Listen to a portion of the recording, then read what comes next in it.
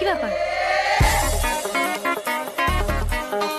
জয়কে মনে হয় কোনো মেয়ের সাথে দেখলাম। কি?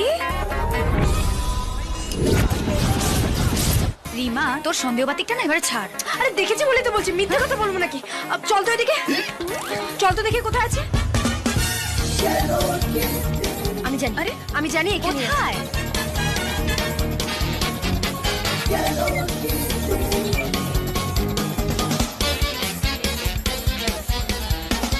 কোথায় গেল? কোথায়? কোথায় গেল? কোথায়? কোথায় দেখি বলতো?